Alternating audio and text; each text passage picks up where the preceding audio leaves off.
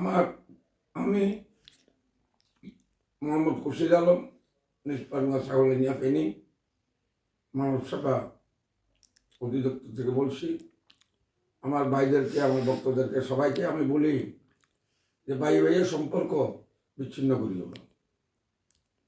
হাদিস শরীফে আছে লা ইয়াদখুলুল জান্নাহ কাতিউর রহিম, যে আত্মীয় সম্পর্ক, রক্তের সম্পর্ক ছিন্ন করে সে কখনো ব্যস্ত যেতে পারে না।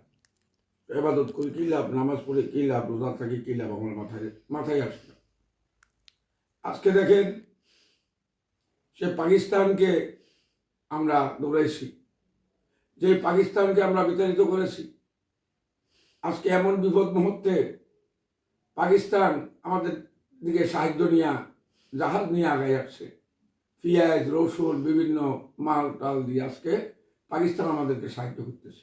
ঠিক, তাহলে এতে বোঝা যাচ্ছে পানি কোনোদিন দুই ভাগ হয় না।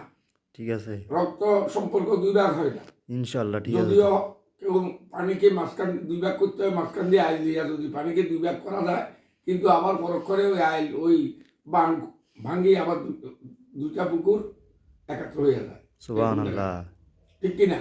ঠিক। তাহলে দেখেন, আমরা মুসলমান, পাকিস্তানও মুসলমান, আমরা পাকিস্তানের সাথে অনেকদিন পর্যন্ত আমাদের সম্পর্ক বিচ্ছিন্ন ছিল, কিন্তু আজকে আমাদের বিপদ মুহূর্তে পাকিস্তান আমাদেরকে সাহায্য করতেছে। ঠিক, কারণ ভাই ভাই, আমি মুসলিম, পাকিস্তানও মুসলিম, মুসলিম মুসলিম ভাই ভাই ভাই ভাই, ভাইয়ের জন্য ভাই কাম থাকবে। ইনশাল্লাহ। এটা বোঝা যায় আপনাদের মধ্যে ভাই ভাইয়ের যত ঝগড়া ফাসাদ হোক, ভাই কোনোদিন রক্ত কোনোদিন দুই ভাগ হয় না, এটাই তো, পানি কোনোদিন দুই ভাগ হয় না। ঠিক আছে, হয়তো ক্ষণিকের রাগ গুসা থাকে। ঠিক আছে। যেমন একটা কথা আগে তখন পুরান লোকেরা বলতো, মুরব্বীরা, মরলে সিনে হাই, বাড়লে সিনে লাই। লাই মানে যে পাত্রের মধ্যে আমরা জিনিসটা কি, ওই জিনিসটা যখন ভাঙ্গা যায় তখন এটার মূল্য আমাদের কাছে বেশি হয়। আর স্বামী মরলে সিনে হাই, হাই মানে কি স্বামী। স্বামী যখন জীবিত থাকে স্বামীর মূল্য মহিলারা অনেকেই বুঝে না, যখন স্বামী মারা যায় তখন বোঝা যায় যে স্বামী কি জিনিস। আগের জমানায় পুরান লোকেরা তো পড়ালেখা নাই, আগে যেমন স্কুল কলেজ মাদ্রাসা ছিল না, তো তাদের একটা প্রবাদ বাক্য যে মরলে সিনে হাই, বাংলে সিনে লাই।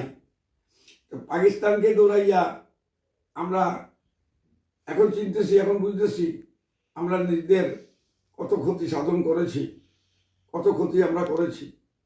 তাই আজকে পাকিস্তান আমাদের সাহায্য নিয়ে আমাদের জন্য আগে আসতেছে। আমি পাকিস্তানকে ধন্যবাদ জানাই। অন্তর্মুখস্থানে। আসসালামু আলাইকুম ওয়া রাহমাতুল্লাহ।